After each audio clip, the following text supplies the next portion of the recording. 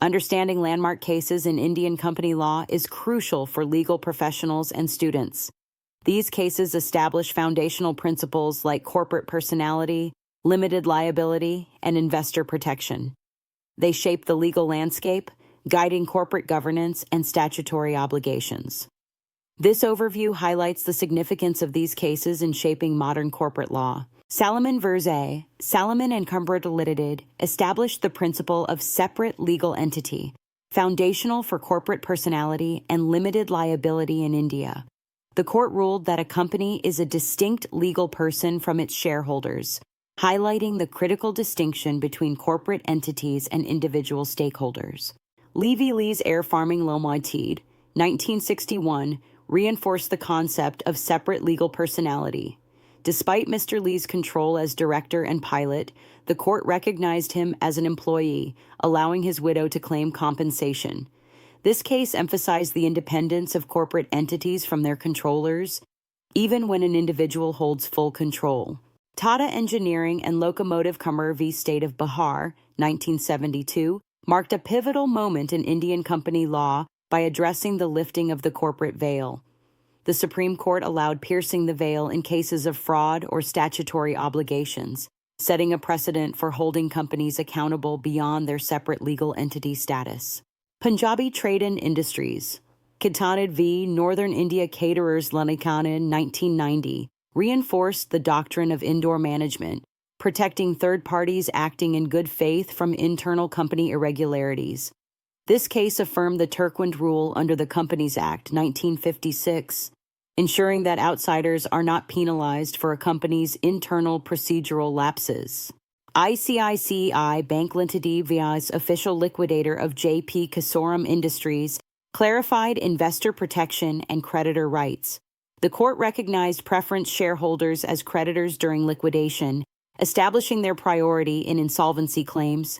This case provided essential clarity on the hierarchy of claims, significantly impacting corporate insolvency proceedings in India. The Satyam Computer Services Ltd. scam in 2009 exposed significant accounting fraud, prompting the Securities and Exchange Board of India and judiciary interventions. This case was pivotal in reforming corporate governance, leading to the introduction of Clause 49 and the Companies Act 2013. It underscored the necessity for stringent oversight and accountability in corporate practices. Delhi Development Authority versus Skipper Construction Co. 1996 emphasized the importance of contractual obligations for government entities. The court ruled that government bodies must honor commitments akin to private companies, reinforcing the sanctity of contracts and public dealings. This case highlighted the necessity for government agencies to adhere to contractual promises, ensuring accountability and trust in public contracts. Tata Consultancy Services v. State of Andhra Pradesh, 2015, clarified service tax applicability on software transfers. The court distinguished between software as a service and as goods, providing crucial taxation guidance for the information technology enabled services sector. This case significantly impacted how software transactions are taxed, offering clarity and consistency in the industry. Bharat Aluminium Co. v. Kaiser Aluminium Technical Services, 1989, recognized the validity of retention of title clauses even after the execution of a sale. This landmark case upheld contractual autonomy in trade finance, emphasizing the importance of such clauses in securing payment for imported equipment, thereby influencing trade practices significantly.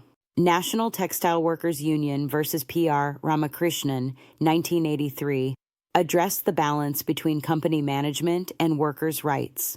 The court permitted a management scheme under supervision for company revival, integrating industrial relations with corporate strategies.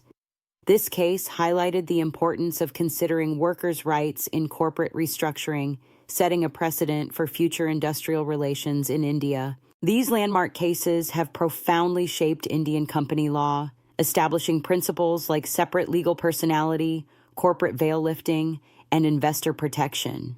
They are crucial for legal education and practice, offering insights into corporate governance and statutory obligations.